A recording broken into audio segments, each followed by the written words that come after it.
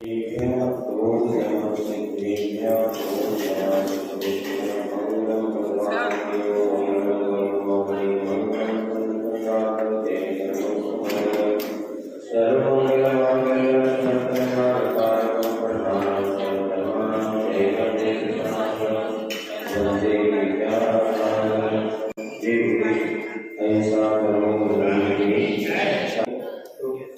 देव समुच्चय पूजा कर लेते हैं, फिर नौ देव का 24 दिन जितना समय लेता है उसके अनुसार। तो सबसे पहले स्थापना करना है, ऐसा प्रश्न आता है। अब इस विषय में भी बहुत मत बताना है। एक पक्ष कहता है कि स्थापना जरूरी है, चावल में भगवान विराजमान करते हैं। एक पक्ष कहता है कि संकल्प करते हैं। तीसरा पक्ष कहता है कि किसी प्रकार की स्थापना की आवश्यकता ही नहीं है। कोई अक्षर से तो उसमें अक्षर आदि सभी द्रव्यों से स्थापना कर सकते हैं। कल एक आपको थोड़ा सा बताया था। अब हमारा तो ये कहना है, जब हम लोग आत्मा के अध्ययन करते हैं और स्वाध्याय करते समय कई बार ऐसे प्रश्न आते हैं कि 3-4 मतांतर होते हैं किसी भी विषय को लेकर के। जैसे आप केमिस्ट्री पढ़ते हैं या अर्थशास्त्र पढ़ते हैं, एक ही विषय को लेकर के अनेक विद्वानों के अलग अलग मत होते हैं। जैसे चंद्रमा और धरती की दूरी कितनी है, इसको लेकर भी कई वैज्ञानिक अपने अपने मत बतांतर में। पृथ्वी गोल है कि चपटी है, इसको लेकर भी वैज्ञानिकों में मत है। अब जब आगम में अपन पढ़ते हैं, जैसे मान लीजिए पद्म पुराण अपन ने पढ़ा, उसमें कहते हैं सीता जनक की पुत्री थी। अब इधर जब अपन पढ़ते उत्तर पुराण में, जिसमें लिखा सीता रावण की पुत्री थी। अब किसको सही माने? तो आचार्य महाराज कहते हैं भैया देखो, मत तो दोनों हमारे सामने है, होगा तो एक ही सही, किंतु आज केवल ज्ञानी का अभाव है। इसलिए किसी भी पक्ष को हम गलत और किसी पक्ष को सही नहीं कह सकते। हम दोनों को जब कभी व्याख्यान करेंगे तो पद्म पुराण के अनुसार ऐसा है और इस पुराण के अनुसार ऐसा है, दोनों बातें हम स्वीकार कर सकते, क्योंकि आज हमारे पास केवल ज्ञान नहीं है। ये भी सत्य है कि दोनों की एक प्रक्रिया सही होगी। ऐसे बहुत से सैकड़ों विषयों के मत मतांतर जैन दर्शन जैन आगम ग्रंथ में मिलते हैं। मैंने एक बार हमने सोचा था कि सब का संग्रह करें, हमने कहा इससे व्यक्ति का और ज्यादा मत मतांतर की ओर बुद्धि चली जाएगी। आर्टिस्ट तो ये कहते हैं जितने आचार्यों ने जो बात कही उसको हम स्वीकार करते हैं, लेकिन ये भी बात सत्य है कोई सही होते हुए भी उसका निर्णय करना है हमारे सहयोग संघ के बस की बात नहीं है। हाँ, इतना आप सब संग्रह करो, तो जब आप मर घर के देवगति में जाओगे, फिर वहां पे जब श्रीमंदर भगवान के समुद्र में जाना, फिर उस समय प्रश्न उठा, हे भगवान, हम भरत क्षेत्र में जब जन्मे थे तब हमने स्वाध्याय किया था, इस विषय में 3 मत मिलते हैं, कौन सा मत सही आप बता दो। तो केवल जो है उसके मत को स्वीकार। आई बात समझ में? बस ऐसा ही समझना, हमें संघर्ष करने के लिए धर्म नहीं मिला, हमें संघर्ष को दूर करके हर समय जीवन व्यतीत करने के लिए ये धार्मिक क्रियाएं हमारे आचरण में कही थी। लेकिन हो ये रहा है कि हम क्रियाओं में इतने उलझ गए कि हमें वास्तव में क्रियाओं के पीछे का उद्देश्य ही हम भूल गए। भोजन क्यों करना ये नहीं पता, कैसे करना इसी में हम उलझते रहे। तो बहुत संघर्ष पिछले अनेक वर्षों से चल रहे हैं, लेकिन उस सबका उद्देश्य क्या है और क्रिया कौन सी सही है कौन सी गलत है, ये हम कुछ भी नहीं कर सकते, क्योंकि सभी प्रकार के आगम और मत मतांतर साधुओं के मत भी हमारे समक्ष है। इसीलिए अपने स्व निर्णय से, जिसमें हमारे परिणामों की निर्भरता हो, ऐसी पूजन पढ़ने में हमें तो कोई दोष नहीं लगता। तो वहां पर प्रथम देव अयंत वाली पूजा है, इसमें मात्र देव साधु की भक्ति ही प्रधान है। उसमें हमें क्या चढ़ाना, उस द्रव्यों की चर्चा की है। जैसे उन्होंने चावल के स्तर उज्जवल करना है, देख लेते हैं अपन। जैसे उन्होंने कहा प्रथम देव के मन का अनुभाव, प्रथम देव अरिहंत सिद्धांत जो गुरु ने ग्रंथ महान मुक्ति पुर पंच जो तीन रतन जगमाई सुने भगी जाइए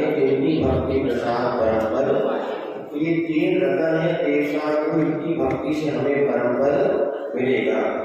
तो पूजो अर्जुन को, गुरुपद और देवी सरस्वती, ये तीनों की मंगला करते हैं।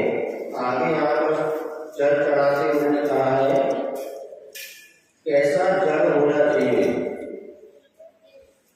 अर्जुन भगवान कैसे हैं? सुरपति उरग नर नाथ तिनकर वंदनी सुपत्र, इन सबके द्वारा जिनके चरण कमल पूजनीय है। अति शोभनीय सुवर्ण उज्ज्वल देख सभी मोहित साम, और अत्यंत स्वर्ण में जिनकी मुद्रा है ऐसे तीन भगवान है जिनकी छवि को देखते हुए सारे के सारे लोग मोहित हो जाते हैं।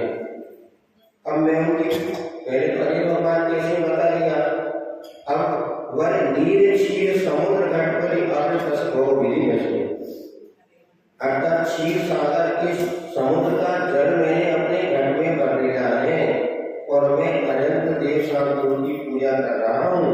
क्यों? मलिन वस्तु हमारे है जल समावती, जैसे मलिन वस्तु हो तो जल जैसे उसकी गंदगी को दूर कर देता है, इसी प्रकार मैं मलिन आत्मा आपके सामने आया हूँ, तो मेरे आत्मा कभी मल भूल जाए इस भावना से मैं देव शांतों की सामने जल चढ़ाता हूँ।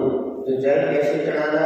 तो कहते जन्म जरा मृत्यु विनाश है, तीन जल की धारा छोड़ते हुए जल समर्पित करना चाहिए, जल चढ़ाना चाहिए। उद्देश्य क्या है? हमारा भी जन्म जरा मृत्यु नाश हो सके।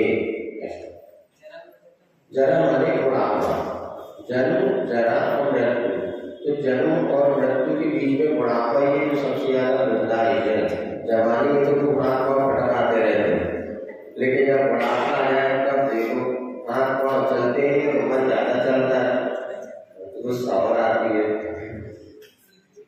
ऐसा इसी प्रकार से इसमें जैसे दूसरे में अपन नीचे नीचे का देख लेते हैं।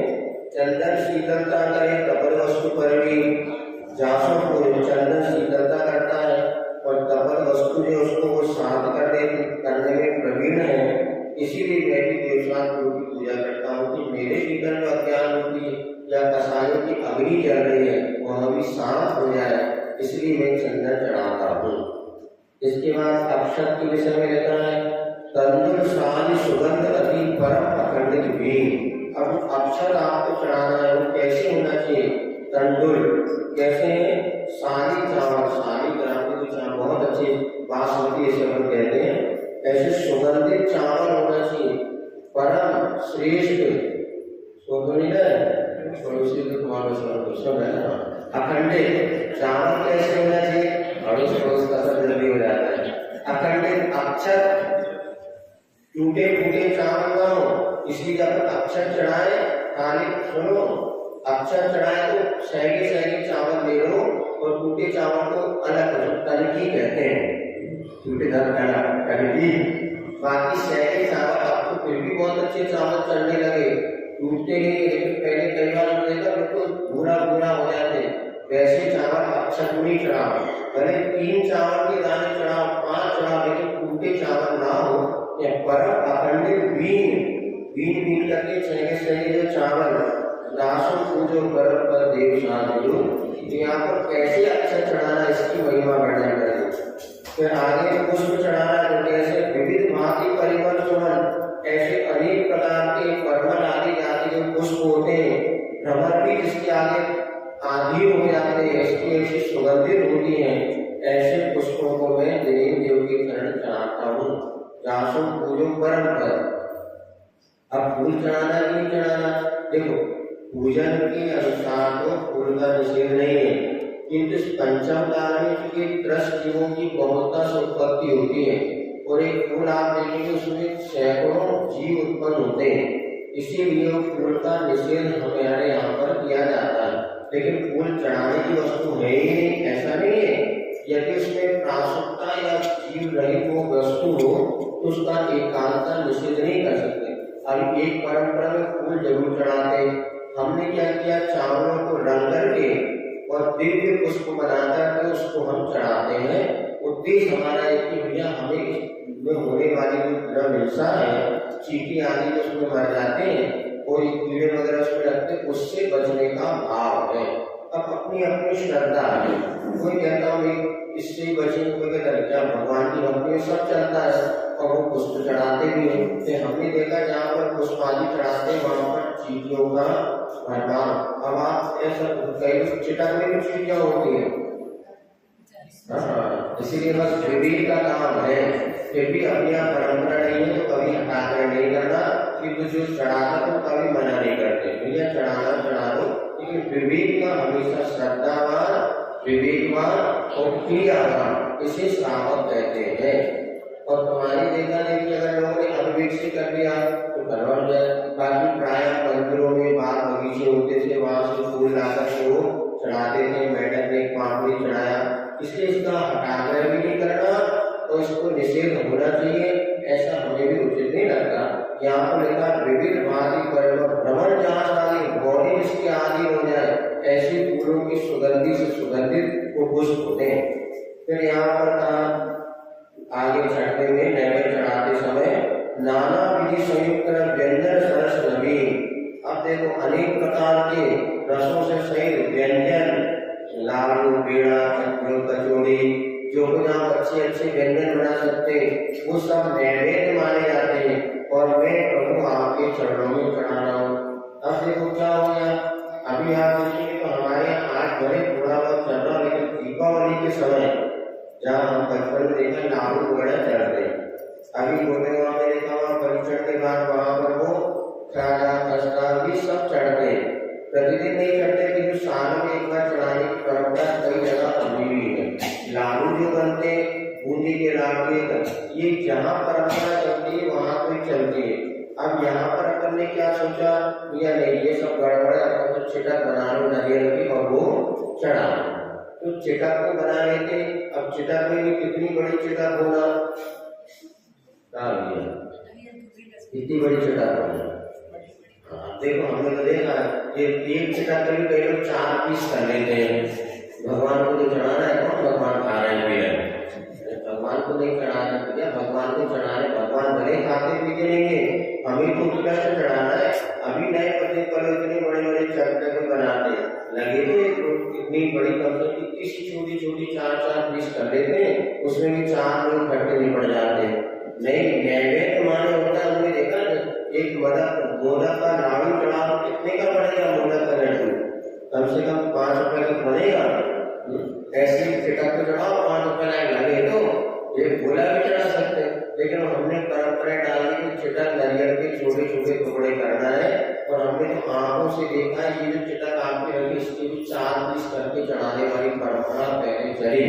अब जैसे जैसे मुनि महाराज आने का निमित्त मिलने लगा, द्रव्य चढ़ाने में उदारता आ गई। एक कंट्रोल की चावल का चढ़ाते थे, पूजन की सुपारी के नाम से सड़ी सुपारी, वो खाने वाले थे इसकी बड़ी सुपारी, और पूजन के नाम से चिटक वो काली रंग की कमर लटका भी चढ़ते थे बचपन में देखा, लेकिन अब धीरे धीरे सुधार आ गया है। लेकिन यहाँ पर अपने परिणामों की निर्बलता और अपनी संपन्नता के साथ उत्कृष्ट द्रव्य का चढ़ाना, इसको नाम पूजन कहते हैं। जैसे मनोवती ने गजमोती चढ़ा की पूजा करती थी, राजा महाराजा हीरे मोती चढ़ा की पूजा करते थे।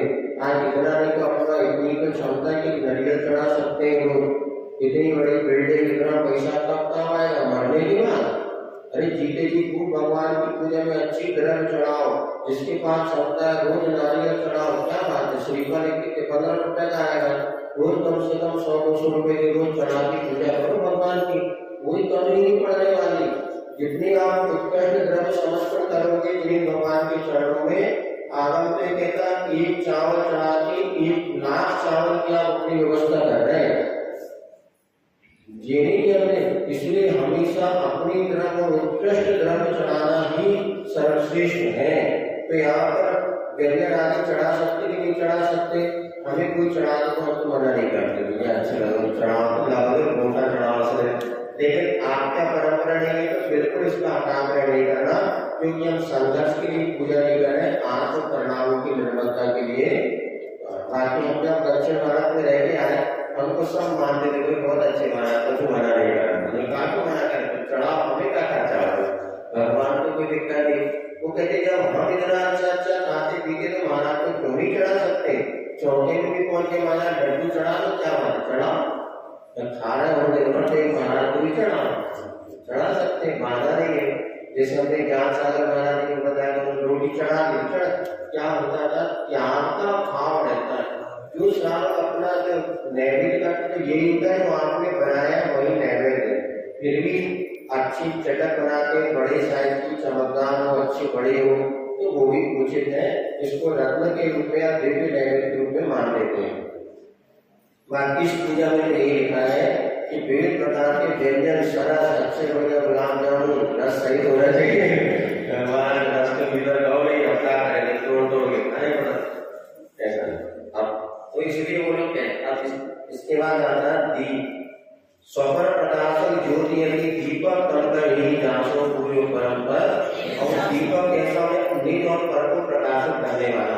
अब चिटक में कोई प्रकाश होता नहीं, फिर भी हम उसको रत्न दीपक मान करके और वो चिटक चढ़ाते, इसमें चिटकों में लाखों चीटियां, हजारों चीटियां, जो एक चिटक गिर जाए पूरी लाल चीटियां इकट्ठी हो जाती। इसलिए कई बार हमको कहना पड़ता भैया हमारे यहाँ पर जो दरख्त चढ़ा रहे मत चढ़ाओ, बादाम चढ़ाओ। भगवान के चीटी चढ़ भी जाए तो कसो नहीं, चीटी काट जाए तो 3 दिन तक बता रहे हो जाता है बिल्कुल चीज हो गया। तो पांडों पे चढ़ा देते, पांडों में सांस होती, चावल बन जाते, चीटियां आती, विरोध बन होते।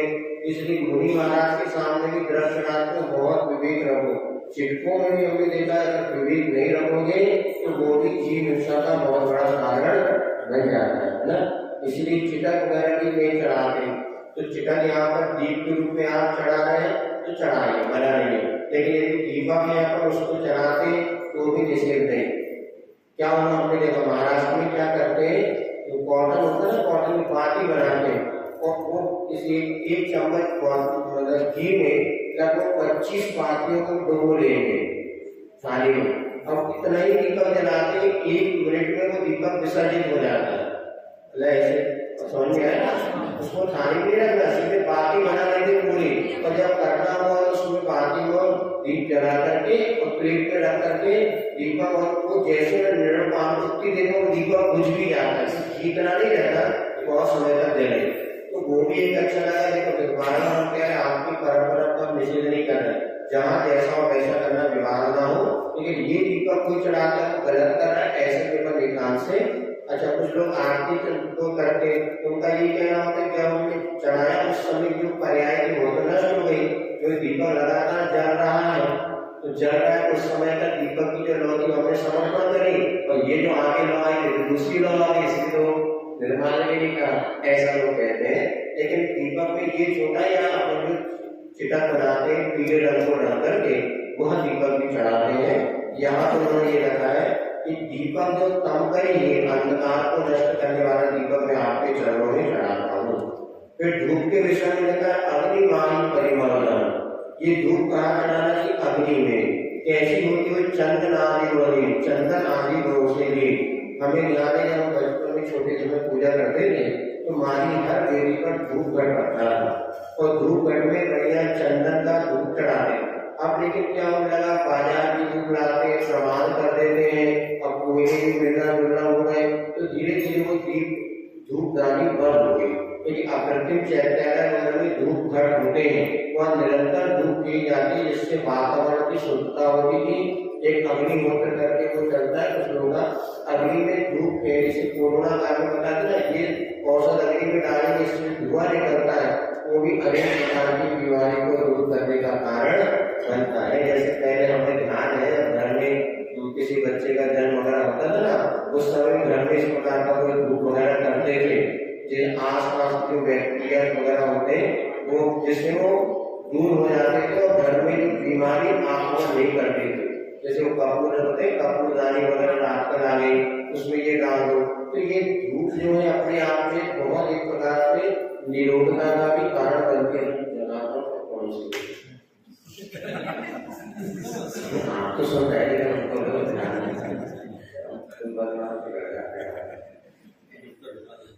सुनते तो क्या कह रहे थे, यदि अग्नि में दहन करने का विधान है नहीं है सुनो, तो धूप के अगर लौंग चढ़ाने की अपेक्षा आप चंदन का बूरा ले लो या अपने नारियल की जो छिलका होता ना, इसमें कुछ मिला देते ना, ऐसा कुछ मिलाते। हाँ, जैसा तो अपने हिसाब से यदि थाली में भी आप चढ़ाते अग्नि में नहीं है तो भी धूप तो कम से कम होनी चाहिए। लौंग को धूप नहीं कहा, लेकिन धूप अपना ये बना लेते ना, जो ऐसा तो ये चंदन का चूल्हा ले लिया, चंदन की छिलकी, अब चंदन मिलना ही मुश्किल हो गया, ये बाजार का वस्तु मिले, इससे अच्छा भैया लौंग चढ़ा। अपने रास्ते बहुत सारे ढूंढ लिए, लेकिन चंदन आदि का चूड़ा होता है जो सुगंधित हो, कम से कम पूरे पड़ोस में घर में पहले ये बने, ये इनका भाव है। इसके बाद कहा फल, जीव प्रधान फल फल ऋषि पंच चरण रसी, जो 5 प्रकार के रसों से सहित है, खट्टा मीठा कड़वा मसाला, ऐसे फल जो प्रधान फल है, मोक्ष फल को देने वाला है, ऐसे फलों को इंद्रियों के लिए 5 इंद्रियों की जो रस में या 5 प्रकार के रस जिसमें लिखते हैं, ऐसे फलों को चढ़ाना चाहिए। महाराष्ट्र में तो क्या करते, कोई सेब फल चढ़ाता है, कोई केला चढ़ाता है, अंगूर चढ़ाता है। हम भी देखते बड़े 100 रुपए किलो का सेब फल है, 4 सेब चढ़ा दिया, बताइए तो हम 1 किलो कितने सेब बनाते हैं, 5 आते होंगे, तो चलो दिलदास रहा है, 1 सेब फल चढ़ा रहा है, अपने इतने तो अंगूर चढ़ा तो 4 वर्ष होते हैं। ठीक है, कोई आप फल चढ़ाते, सूखे फल चढ़ाइए, बादाम है या अखरोट है, और आपके जो अच्छे फल होते हैं जो आप उत्कृष्ट द्रव्य चढ़ाते हैं तो वो भी श्रेष्ठ है। लेकिन कुछ लोग कहते हैं हरे भरे फल चढ़ाओगे, हरे भरे रहोगे, और सूखे चढ़ाओगे, सूखे सूखे रहोगे। अगर जो अब हम लोग महाराष्ट्र में पहुंचे तो हम लोग कहते सूखी पूजा वाला महाराज आ गया, ये सूखी पूजा वाला महाराज है, हम लोग को नई मंदिर में एक्सेप्ट कर सूखी पूजा वाला महाराज है, और ये लोग दूसरे महाराज ये गीली पूजा वाला महाराज है। सूखी पूजा वाला महाराज क्या होता है, बोले सूखे फल चढ़ाते हो तुम लोग, इसे सूखी पूजा वाले महाराज, ठीक है। लेकिन हमारे सेब फल आदि केला वगैरह नहीं चढ़ा सकते, एक आंता पर निषेध नहीं कर सकते हैं, क्योंकि लिखा तो ये इस पूजा में कि ऐसे रसदार फल चढ़ाना चाहिए। अपने को लगता है कि नहीं ये हमारी रुचि नहीं है, तो सूखे आप अच्छे फल जो है आपके अखरोट आदि चढ़ा के कोई बात नहीं। फिर इस प्रकार से 8 आपके हो गए वसुविधि रंजो हाथ चले आगे। लोग इतना जहन फल क्यों चढ़ाओ, लोग कितने की आती है, एक लोग कितने की पड़ती होगी, 5 रुपए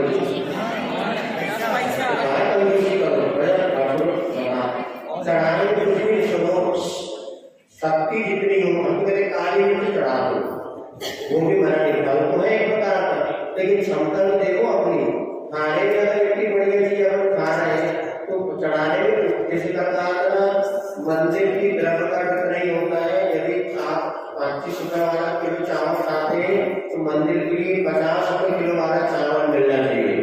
यदि आप अपने लिए बादाम अखरोट जो लाते हैं उससे अच्छी बादाम अखरोट चढ़ाना, तो ये समझ लेना यदि हम उसका सेवन करते लौंग चढ़ाने का निषेध बिल्कुल नहीं है, लेकिन आपकी शक्ति देख लो आप कितना कमा रहे हैं। इसका क्या हमने कहता हर श्रावक को करना चाहिए, पहले दुकान में जो पहला ग्राहक आए उसकी जो भी इनकम हो वो हम दान के लिए निकालेंगे। जैसे वो पहली मछली उसने जीवन कथा आती ना, पहली मछली उसने छोड़ दिया था, फिर बार मछली लेकिन बाद में वो कथा आती है तो पहले ग्राहक से जो इनकम है वो हम निकालेंगे दान के लिए, तो आपको पता भी नहीं चलेगा और बहुत सी व्यवस्थाएं सुधर जाएंगी। और ये तो है ना लौंग चढ़ाने का मना है, ना अखरोट चढ़ाने, ना नरियल। ये पूछ सकते ना महाराज फल में नरियल चढ़ा सकते नहीं चढ़ा सकते, कमेटी वालों को डब्बा बेचारे वो जीरो हो जाए। अपने घर से लाओ 5 नरियल और हर फल के साथ चढ़ाओ। जब आप थाली में तो लोगों के विषय में पूछ सकते हो, नरियल के विषय में पूछो, महाराज मोती चढ़ा सकते हैं, मोती भी चढ़ा सकते हैं, फल वाले क्या बढ़िया अच्छे फल चढ़ाओ ना। तो अपनी क्षमता देखो, हमारे दीन भगवान दीन कह रहे क्या चढ़ाओ। इसीलिए श्रावण का 4 में द्रव्यशील काल भाव, आप कहाँ पर रह रहे हैं और कितनी उत्कृष्ट द्रव्य आपकी शक्ति, कीजिए शक्ति प्रमाण। शक्ति नहीं उल्लंघना भी नहीं, आपकी शक्ति है।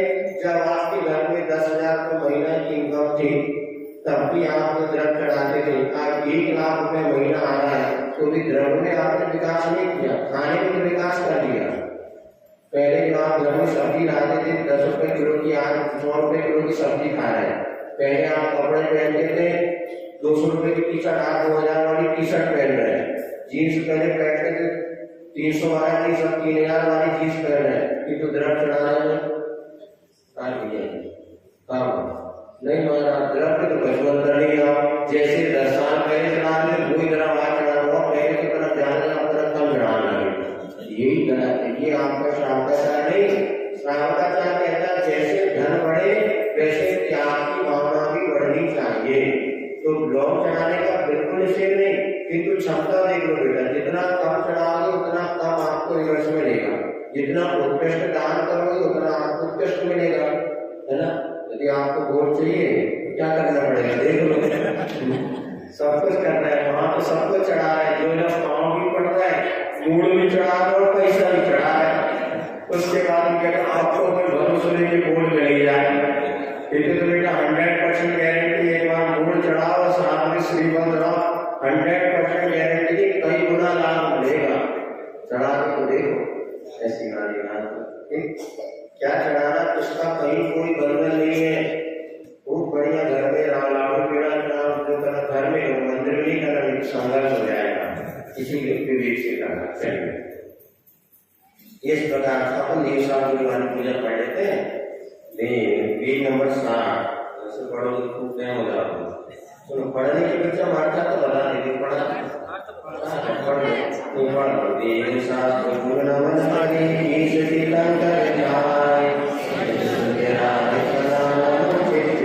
अब देखिए देव शास्त्र समूह से विद्वान अब देखो इसमें स्थापना की समिति क्यों आते हैं, हमें जो एक बार महाराज जी ने पुस्तक में लिखा है उसके अनुसार हम आपको बताते हैं। स्थापना में भगवान की स्थापना का संकल्प करने की अपेक्षा पूजन का मैं संकल्प करता हूँ, इसलिए इसकी प्रक्रिया हाथ से करके अपन उनका आह्वान करते हैं। भावों से सिलसिला से भगवान आते नहीं है, न हम आएंगे, वो तो अपना कर्तव्य हो गए, हम अपने अंतःकरण से भाव से उनको बुलाते तो उल्टा करके स्थापना, फिर हाथ में जो चावल आते हैं उनको अंजलि करके भाव सन्निधि करना परिपुष्पांजलि छिपे, अर्थात बिना एक गिनती के उस कोने में क्षेपण कर देते हैं। उसमें गिनती का कोई विकल्प नहीं, सिर्फ इतना है कि मैं पूजन करने जा रहा हूँ, इसका ये संकल्प है। विद्वानों ने कई जगह लिखा है यदि कहीं स्थापना लिखी हो तो करे, नहीं लिखी तो ना करे। एक का ये कहना कि बिल्कुल भी ना करे, और एक बंदे रहती है उसमें तीर्थंकर को हमने विराजमान कर लिया, आप आदिनाथ भगवान विराज देव शास्त्र तीनों विराजमान, आपको चावल बहुत पूजनीय हो गए, इतने पूजनीय जैसे देव शास्त्र को धक्का लग रहा है तो अपने दोष ऐसे दोष है। तीनों बातें अपन सुन रहे हैं, पढ़ रहे हैं, सही क्या है वो आप निर्णय करना। हम तो अभी जो कोई महाराज जी ने लिखा है और इसके बाद जो पुष्प जी ने और कई विद्वानों ने इस बात को लिखा है, इस तरह से संकल्प के कुछ सेवन करना चाहिए। तो ये परमात्मा समूह सटाना, अतिष्ठा स्थापना, तो सन्निधि करने में जितने हाथ में चावल आपके पुष्प है अथवा लौंगे उसमें स्थापित करना। स्थापना में क्या बनाना, उसमें कोई स्वस्तिक बनाते हैं, कोई फूल बनाते हैं, श्री नहीं बनाना, वो श्री नहीं बनाना, ये बीजाक्षर माने जाते हैं। ये सिर्फ अभिषेक की थाली में श्री बनाया जाता है। ओम अगर एक पंचपरमिष्टि करके तो मिटाना नहीं, अभिषेक करते समय अपने आप जल की धारा से श्री का मिट जाता है या तो, लेकिन उसमें स्थापना में आपको सिर्फ क्या करना है, स्वस्तिक बना दो अथवा पुष्प कैसे बनाते पुष्प का प्रतीक बना देते, ये हम लोग को परंपरा से। इसके बाद पूजन की थाली उसमें भी क्या करते हैं, बीच में स्वस्तिक बनाते हैं, ऊपर सिलसिला बनाते, सम्मेद दर्शन ज्ञान चाय के रूप में रत्नत्रय के 3 बिंदु बनाते हैं। कई लोग और भी इसमें लिखते हैं तो हमें जानते नहीं है, रत्नत्रय 3 4 संख्या भी लिखते हैं, 24 है, रत्नत्रय की 3 संख्या 24 है, 5 ऐसे कुछ लिखते हैं। 8 आदि वो जहाँ जैसा बना के स्वस्तिक बना के सिलसिला बना के रत्नत्रय के 3 प्रतीक बिंदु और ऊपर ऐसा बना लेंगे इसको पूजन की थाली में। अब इसमें क्या करना है, स्थापना आपको बता दी, ठीक है ना। ये परंपरा हमने जो पुस्तक में पढ़ी वो एक प्रचलित है, वो हमें व्यवस्थित रखती फिर और आपकी जैसे उचित लगे वैसा करेगा। अब छोने में ही स्थापना होनी चाहिए, थाली में तो सामान से निर्माण चली रही है, होना तो होना ही चाहिए, थाली की स्थापना नहीं होती, होने की स्थापना करनी चाहिए। अब दूसरी बात ये है कि दो थाली हमारे पास है, तो द्रव की थाली और खाली थाली, तो वैसे सामान से आपने एक साथ रख लिया, कौन सी थाली ऊपर हो कौन सी नीचे हो, इस विषय में भी कई बार चलता है। होना तो थोड़ा ऊपर रहना चाहिए, लेकिन थाली जो है निर्माण की थाली नीचे होना चाहिए ऊपर होनी चाहिए। हाँ, नीचे होना चाहिए। द्रव चढ़ाने वो उत्कृष्ट द्रव है, तो जब हमने समर्पण कर दिया तो वो थाली नीचे और चढ़ाने वाली थाली ऊपर होना चाहिए। ऐसा ही अपने को उचित व्यवहार रखना है। अनादिकाल से जग में स्वामी जल से सुविधा को माना,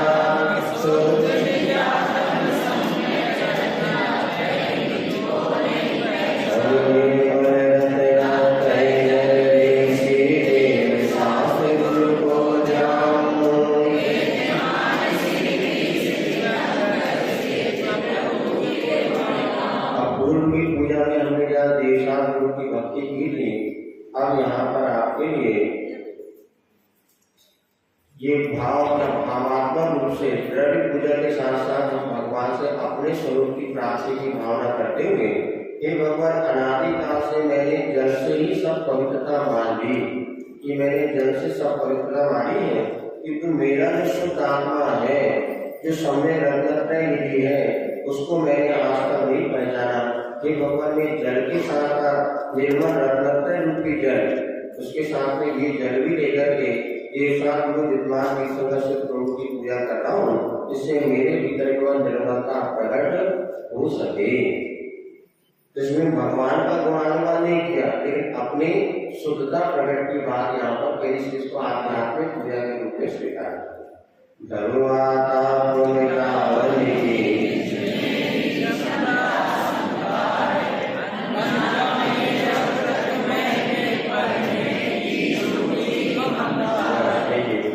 संसार की आत्मा पर दुख मिटाने की क्षमता किसमें है?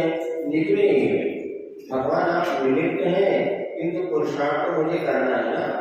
दर्पण के सामने हम जाएंगे, दर्पण अपना स्वरूप हमें दिखा सकता है, लेकिन हमारे चेहरे की गंदगी कौन साफ करेगा? अपना करना है। इसी भगवान में आपके चरण में आए, आपकी विकरालता का मैंने दर्शन किया। अब मुझमें जो दोष है, मेरी क्षमता है, मुझे अपने दोषों को मिटाना है। फिर भी अब तक मैंने पर में झूठी ममता की, ये मेरे को दूर कर देंगे, ये ऐसे ममता मेरा भाव लाया, लेकिन हे भगवान चंदन से शीतलता मुझे मिले, इसलिए मैं आपके चरणों में चंदन चढ़ाता हूँ। बाकी सब आपको उच्चारण तो पता ही है, एक बार कर देते हैं। ओम ह्रीं श्री देव सा गुरुभ्यः श्री विद्यमान विष्णु की तंत्रेभ्यः श्री अनंतादि परमेश्वरेभ्यो भवातापनाशनाय चंदन निर्मान्ते। अब इसके तीसरे में अच्छा बिना पढ़ना सबको आता है, नहीं पता है आपको भाव। अक्षय पद के बिना विराज, आज तक मैंने अक्षय पद यानी जो कभी नष्ट ना हो ऐसे पद को प्राप्त नहीं किया और 84 लाख योनियों में भटकता रहा। अब मैं अष्ट कर्म के नाश करने के लिए अक्षत आपके चरणों में चढ़ा रहा हूँ, जिससे मुझे अक्षय निधि प्राप्त हो सके। इस प्रकार से देवशास्त्र को यहाँ पर अक्षत चढ़ाया गया। पुष्प सुगंधि से यहाँ तक ने आज पुष्प की सुगंधि ने मेरे आत्म स्वभाव के शील को नष्ट कर दिया है। अर्थात भौतिक बाहरी भौतिकता की जो आकर्षण था, इससे मैंने अपने आत्म स्वभाव को भुला दिया भगवान, और मनमत बाणों से काम बाणों के कामदेव के बाणों से गिर करके चारों गतियों का दुख मैंने उत्पन्न किया है। मेरी अपने अंतर आत्मा में स्थिरता हो जाए, मेरा मन अपने आप स्वरूप में टिक जाए, ऐसी भावना को लेकर के मैं आपके चरणों में पुष्प चढ़ाता हूँ। ठीक है, ना आए पूछ लेना, जो समझ में आए तो सब। फिर नैवेद्य चढ़ाने के पहले भावना बताई, हे भगवान मैंने आपसे सकल मिश्रित भोजन किया, सकल होते हैं सबसे मिला हुआ भोजन किया, किंतु फिर भी मेरी भूख शांत नहीं हुई। आत्म अनुभव करते कि आत्म अनुभव यदि रस में चख लेता, एक बार अपनी आत्मा का उत्पन्न होने वाला जो आनंद है उसका रस अगर मैं चख लेता, तो मेरी इंद्रिय मन की इच्छा समझ हो जाती। इंद्रियों की इच्छा और मन की इच्छा यदि मैंने वास्तव में भीतर से उत्पन्न होने वाला आनंद ले लिया, तो मेरी वो इच्छाएं अपने आप समझ हो जाती है, मेरी भूख पूरी तरह मिट जाए। इसलिए मैं आपके चरणों में नैवेद्य चढ़ा रहा हूँ। यहाँ कहीं भगवान का गुणगान नहीं। आगे जयमाला में थोड़ा सा गुणगान करेंगे। बाकी यहाँ पर भक्त अपने अज्ञान का जो देवता उसे दूर करने का भाव कर रहा है, तो ये भी कई बार अच्छा लगता है। तो उनको कॉम्बिनेशन बना लो, कभी वो पढ़ लो, कभी ये पढ़ लो, कहीं भगवान के गुण गा लो, कभी अपना रोना रो लो, तो ही करने पर महाराज के सामने का जड़ दीप विनश्वर को इसी प्रकार मैंने बुझने वाला दीपक था, इसको मैंने उजाला समझ लिया, लेकिन वास्तव में निर्गुण को उत्पन्न करने वाले ज्ञान रूपी दीपक है, जिससे मोह का अंधकार मिटता है। उस दीपक से मैंने आज तक चर्चा नहीं करी। हमारा सब काम बता दो, पढ़ भी नहीं होगा, और मेरा अज्ञान अंधकार दूर नहीं होगा तो कोई क्रिया कार्यकारी है नहीं। अब ये एकदम कहने से लगता महाराज कैसी बात कह रहे, कैसी बात कह रहे भैया, सही बात है। अज्ञान के साथ आप कितनी क्रिया कर लो, वो कुछ फल को देने वाली उतनी मिलेगा तो बहुत कम। जैसे इसमें आता ज्ञान मिल लो, करोड़ों वर्ष अज्ञान के साथ तप कर लो और ज्ञान के साथ 1 वर्ष तप कर लो, उतने कम करते। आज का हम क्रिया बहुत कर रहे हैं, तो उसके पीछे भी थोड़ा सा तत्व ज्ञान हो जाए या वास्तव में हमें क्यों करना, ये लक्ष्य प्राप्त हो जाए। तो ये बात कह रहे हैं मेरा अज्ञान की अंधकार दूर हो, जिससे मोह का अंधकार नष्ट मिट जाए, इसलिए मैं आपको दीप समर्पण कर रहा हूँ। फिर धूप चढ़ाते समय अब देखो ये बताइए कैसे चढ़ाना। तो जल में 3 धाम छोड़ते हैं, संसार का के चंदन चढ़ाते हैं। तो चंदन कैसे चढ़ाते हैं, अपने आप पानी बना लेते हैं चंदन का, लेकिन महाराष्ट्र में हमने कहा पानी नहीं बनाते, एक प्लेट में चंदन रखते हैं, वो चंदन इतना थोड़ा ज्यादा लेकर के चंदन ऐसे चढ़ाया जाता है, चंदन को ऐसे चढ़ाते चंदन, और दीपक जल को 3 धाम अपने चंदन ना रख के पानी में थोड़ा सा चंदन घोल के चढ़ाते हैं। लेकिन चंदन ही चढ़ाना चाहिए, हल्दी और केसर नहीं। केसर गर्म होती है, हल्दी भी गर्म होता है, चंदन शीतल होता है, तो शीतलता प्राप्त की शीतल वस्तु चढ़ाना। रंग देख के मत करो कि पीला रंग हो गया हमारे चंदन हो गया, रंग पे नहीं जाना, वस्तु पे जाओ। चंदन शीतलता देता है, केसर गर्म होती है, ठंड लग गया तो केसर का दूध पी लो, जवाब केसर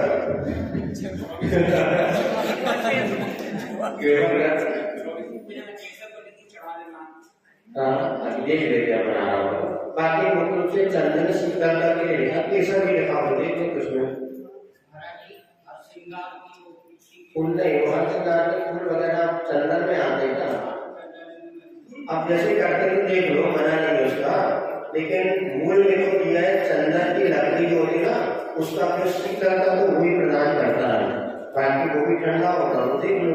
लेकिन चंदन की उपलब्धि हो जाए तो सबसे अच्छा है, नहीं तो ऑप्शन में तो ठीक है। बढ़िया अपने घर से धोती दुपट्टा पहन के आप पूजा करो तो सबसे अच्छा है। नहीं मिले तो मंदिर की ले लो, पौधे में कोई तारी होगी पहन लो, करने का नहीं, सबसे अच्छा तो है अपने घर से धोती दुपट्टा पहन के। आप कैसे पहन के हमारा रास्ते गंदे ऐसा नहीं। यदि आप थोड़ा सा विवेक रखो तो देख करके, रास्ता देख करके आप आके मंदिर में पैर धो लो। अब चप्पल पहन के आ रहे हैं, गाड़ी में पहन के आ रहे हैं और अभिषेक करेंगे तो गलत है। अब जैसे बारिश में विशेष कोई तो हमारे कहना आपको लगता है रास्ते में गंदगी है, तो आप स्टील के डब्बे में अपने सब धोती दुपट्टा ले आए और मंदिर में आकर के पनी में नहीं, एक पेटी बना दो छोटी सी, स्कूल पहले स्कूल है, टीन की पेटी, अभी भी एलर्जी की लंगोट की पेटी है नहीं, एलर्जी की लंगोट की किसी बोल की पेटी रखे, ऐसे आरिकाओं की साड़ी के डब्बे होते हैं, तो तुम एक धोती दुपट्टे की पेटी बना दो और जैसे अपने को पेटी में रख दिया मंदिर में आके बदल देती आपको। लेकिन गाड़ी में पहन के आ जाओ, चप्पल पहन के आओ, हम तो 16 के और अभिषेक, ये बहुत गलत है, गलत परंपरा चल रही है। लोग यानी एक प्रकार से मिथ्या प्रचार करने का इसमें दोष लगेगा। लोग गाड़ी में बैठ के आग देने आ जाते, हमें पता चल गया हम तो भगा दे, लेकिन कई बार पता नहीं चलता, हम पूछते भैया कैसे, हमने हमारा सोने की गाड़ी थी, सोने की चप्पल नहीं है तो क्या करोगे, ये सब गलत। या तो वो करो, अन्यथा आप सुनो। अब महाराज जी के लिए आप यदि मान ली आरती संविवार की व्यवस्था करते हैं तो घर से धोती दुपट्टा पहन के आते ही नहीं आते, तो मसूद हो गया तो तुम्हारे यहाँ जाए। कई लोग करने लगे आने के समय की वही जाके कपड़े बदल कर वो आना देते, लेकिन अब जब आप यहाँ से वहां तक देख करके आ रहे हैं इसी प्रकार पूजन में आ शक्ति है। बाकी भावों की शुद्धि बना के रखो। हमने जो चप्पल पहन के आ रहे हैं, साफ गाड़ी में आ रहे हैं, अभिषेक कर रहे हैं, और ये सब परंपरा चलनी बहुत गलत है। क्या करें, हम तो कह सकते हैं लेकिन बाकी अपने बस की बात बिल्कुल नहीं होना चाहिए। और पूरी देर तो मुझसे लड़ाई लगे आपने, रास्ता गंदा है तो सबसे अच्छा मंदिर में आके कपड़े बदल लो, और नहीं है तो शुद्ध वस्त्र पहन करके घर से आप निकलो और मंदिर में आके अपने दोनों पैर धो लो, पैदल आओ, नीचे चार जमीन देख करके आओ और मंदिर में आकर के व्यवस्था कर लो। दोनों ऑप्शन है, लेकिन गाड़ी में पहन के चप्पल पहन के आके उसी तरह ये बिल्कुल विरुद्ध है और अप्रभावना का कारण है। ऐसा नहीं करना चाहिए। महिलाओं के कई बार दोनों बैठे रहे, बोले महाराज ये भी 16 की और हम भी 16 के और गाड़ी भी 16 की, हमने क्या होगा विधान विधान के अलग विषय जैसी प्रतिदिन देव पूजन आदि में शुद्धता होनी चाहिए। अक्षर कैसे चढ़ाना चाहिए? थाली में भर करके अथवा अंजलि, थाली में प्लेट लगानी होती है, नहीं तो अंजलि में ऐसे अक्षर चढ़ाओ, ऐसे, या दोनों मुट्ठी बांध करके ऐसे चढ़ाया जाता है। अरे तो ऐसे चढ़ा चिट्ठी के, हम तो देखो नाते जगा लो 3 चावल के दाने उठा पूजा में रोज कहना पड़ता। एक भी दिन ऐसा नहीं है लोग अच्छी तरफ चढ़ाते हो, बिल्कुल 4 पुरुष वर्ग तो और कंजूस, महिला की तरफ चढ़ा भी ले, पुरुष वर्ग तो ऐसे चढ़ा रहे, चौका भी कह रहे हमारे घर के नहीं गए तो हमने कैसे चढ़ाएंगे, पता नहीं पूछने पड़े। चौके में हमने देखा क्योंकि पुरुष वर्ग को आदत है ना, वो ऐसे चढ़ाते मंदिर में, और चूंकि 10 लोगों को पूजा करना है किसी अक्षर में तो ऐसे चढ़ाते, सभी के लिए नहीं कह रहे, लेकिन ज्यादातर हमने जो देखा वो ज्यादा ऐसे ही चढ़ाता, बाद में पूरी तरफ चढ़ा दे, लेकिन अक्षर तो इतनी से चढ़ाए, इतने में पूरी पूजा को पूरा डब्बा उठा करे पूरा पहली तरह अच्छे चढ़ा लगे तो पूजा करे, बाद में भले इतने से चढ़ा दोगे, बाद में पूरा डब्बा चढ़ा देंगे, लेकिन शुरू में तो इतने से पूरी पूजा करें। चढ़ा के 20 चढ़ा के हम चढ़ाएंगे, एक 4 लोग हाथों लगा दे, 4 चढ़ा दे, फर्क क्या पड़े, बाद में चढ़ा देंगे, लेकिन कारण है कि उनके संस्कार नहीं है। इसलिए हमने पाठशाला में रविवार की पूजा में छोटी छोटी रखें ले लो, और एक टके में जितना चावल है 6 बच्चे मिलकर हाथ लगाओ और चढ़ाओ, वो श्रेष्ठ है।